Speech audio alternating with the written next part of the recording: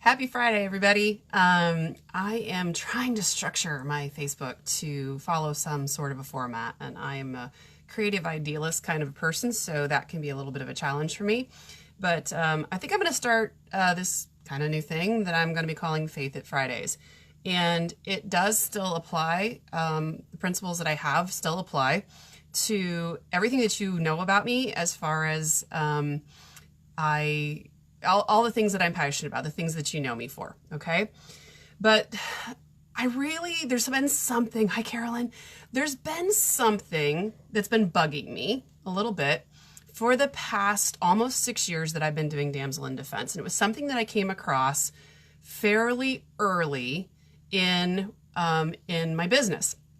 And it was what I am gonna call the faith challenge. The faith challenge. Because I came across groups of people who would say to me things like, well, if you carry a self-defense products, it means that you have no faith or your faith is not strong enough that God will protect you. So I kind of label this the provision of protection. And through the years, through praying and through studying the word and through, if y'all don't do this, then, maybe this is a conversation that'll be hard for you, or maybe you just want to tune out even. I'm good with that. But through prayer, through reading the word, through things I felt like through the years, God was revealing things to me that were kind of like, to challenge that mindset, to challenge that question that people would have. And I even had customers of mine who would go to church and maybe they'd have a pepper spray on their keychain, and maybe somebody would be critical of them and say, well, don't you have enough faith that God will protect you?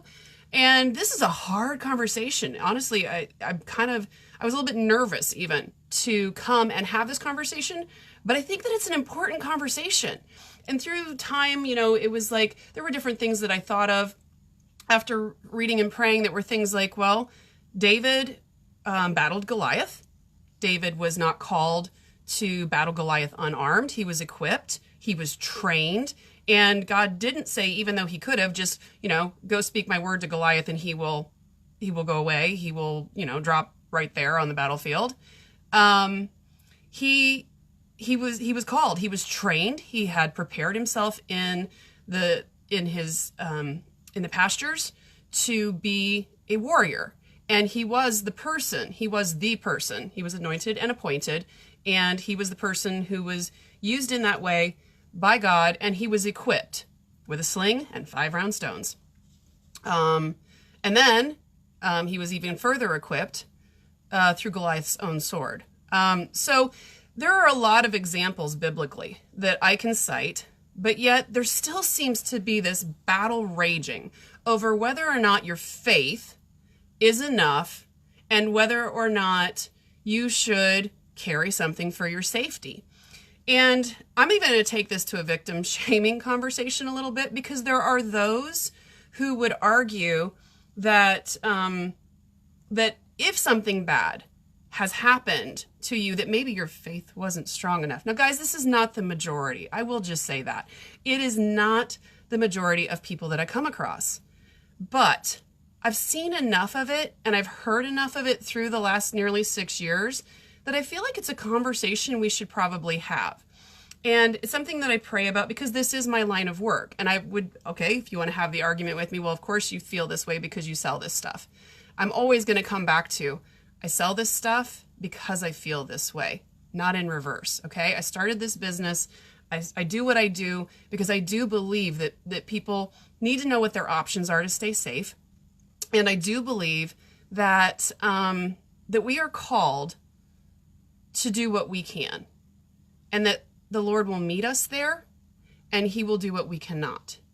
But if your argument against protecting yourself, or your argument against, God forbid, your argument against others protecting themselves is that it's a faith question, I really want to challenge you a little bit.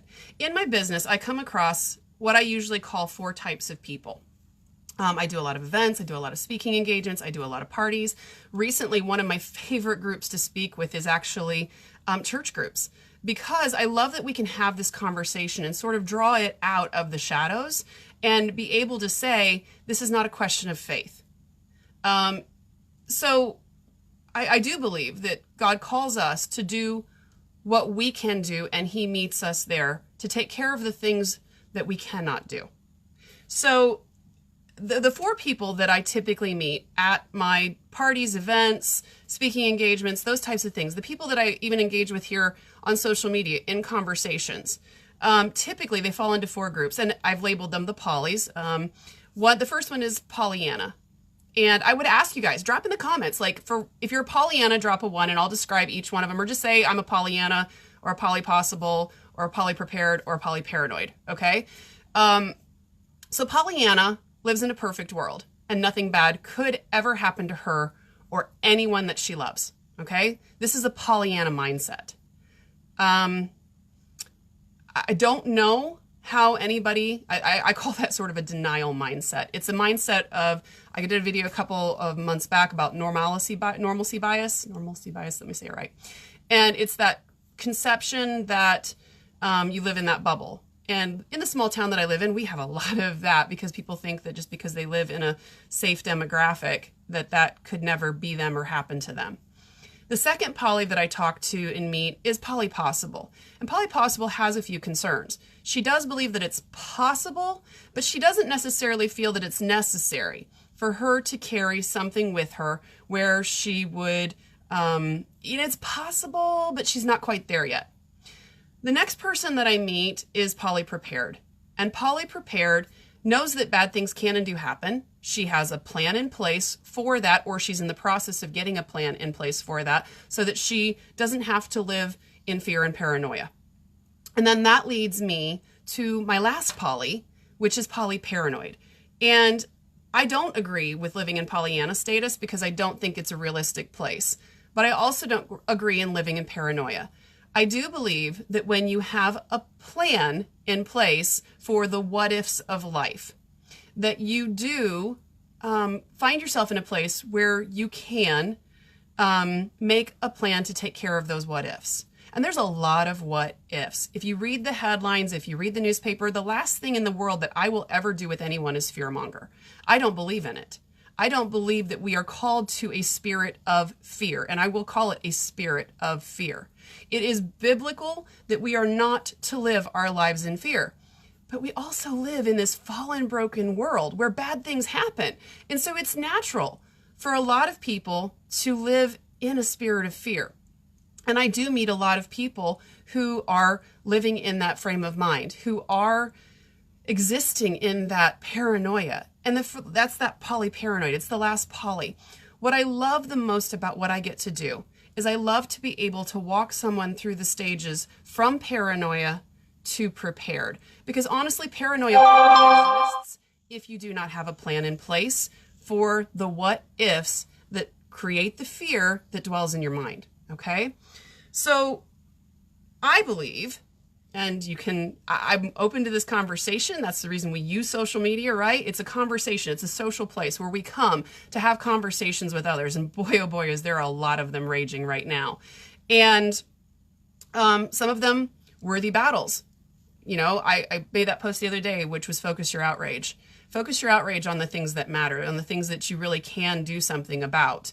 But I really do believe that we are called to do what we can do. If any of you know some of my personal stories, I mean, I was, my thought process on, I was raised in a small rural area where realistically we kind of did live in that bubble. I moved back here. I love this place. But I was kind of brought out of that in my early 20s when I was grabbed in a parking lot by a total stranger who had ill intent towards me. I was not carrying anything that night for my safety. But what I was equipped with, by the grace of God and my mama's prayers, is I was equipped with one technique because of a self-defense class that I had taken. And that night, that one technique worked. I actually used two, sort of, and I'm always happy to share those with people. But I wasn't equipped. But after that happened to me, and I fought and I won, okay? what happened after that was I was plagued with the what ifs, and I had to find answers for myself. For what if that hadn't worked? What if he had had something else with him? What if, what if? And so I had found myself in a place where there was some paranoia, and I had to find those answers for myself, for my personal life.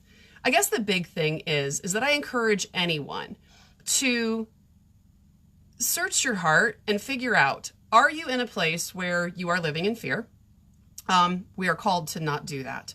Are you in a place where you have a plan to be able to not just pray away those fears? And I need you to hear my heart on this, to not just pray away those fears, but to know that whatever you are called to do, that you have an answer for that. This is not about shaming people who make that choice. It is not about fear-mongering or creating that, but it is about finding that place of peace for yourself in your life where you feel that the provision, because he does promise to provide, but that sometimes that provision is through equipping you to be able to handle those things for yourself to a certain point. I have a young son, and if any of you have raised boys, it's very different than raising my daughter. And a lot of times we've adopted a saying in my home that goes like this: I will do for you what you cannot. I will not do for you what you can. And I do believe that is, in parenting as a woman of faith, I feel that sometimes I find the words coming out of my own mouth to my children that I think maybe this is how he feels, and the words that he would maybe even speak to me. I will do for you what you cannot. I will not do for you what you can. And I think that if you apply that across his promises, I believe that if you apply that across the board, you will find that that applies to our lives. I don't know many of you who are sitting on your sofas at home waiting for God to drop manna from the sky to provide for you. You know that you have to, this is what you are called to do, right? You are called to not sit on your sofa and just pray and say, Lord, provide for me. He provides opportunities and ways for you to do that. And I believe that when it comes to our protection, we have that provision of protection, but it doesn't mean that we get to sit back and say, no matter what, this is going to be provided to me. No matter what, if I have enough faith, it'll keep me from having bad things happen to me. Because guys, I talk to a lot of faith-filled women every day who have had bad things happen to them or who are in the process of bad things happening to them. It doesn't protect you from that, but it does allow you to have the opportunities. He will put them in front of you. He will do for you what you cannot, but he will not do for you what you can. So this is my Faith at Friday. I would love if you have other thoughts on this. I encourage it. Don't really want to get into a debate. I focus my outrage on the things that I can change. I focus on the things that I can do to do what I feel that I am called to do in this world. But if you have a different outlook, I'm open to that. I would love to hear it. But if that is where you are, I guess today on my Faith at Friday, I just want to challenge that mindset a little bit. And I have an entire program that I actually do for women of faith. So if you are a member of a ladies' church group and you think this is the kind of message that they need to hear, along with the information on how to do it, what the tools are, what the mindset is, how to truly make sure that you're safe in this world that we live in, I would welcome the opportunity to come and to speak and to show them what that is. Because I do believe that this is a very vulnerable group. We know that Christians have targets on their backs. We know that in the world that we live in, this is something that is actually happening. Just, again, read the newspaper, watch the news, just scroll your news feed. It's there. But this is what I do, and this is what I believe, and this is what I stand for. So I would welcome that opportunity, and I would love to engage further in conversations with any of you, because as I discuss this with others and as I talk to other people about it, the one thing that I find out is that most of us really do have sort of that same mindset. So I'm going to end this because I don't want it to drag on super long, but I just wanted to put that out there. I wanted to address that because I do feel that it's a conversation that needs to be had specifically, very specifically, when it comes to your safety and the things that I feel sometimes hold people back from being safe. So I'll end this, and I look forward to any and all conversations. Always, my videos, if it's something that you feel is of value and content that others should see, always feel free to share them. This is what I do. This is what I love. This is what I'm passionate about. And I do feel that this is my calling and where I've been placed for a purpose to help keep other people safe. So have a great day. Have a great weekend. Hopefully we won't have a lot of bad snow until next week. And I will talk to you guys later. Bye.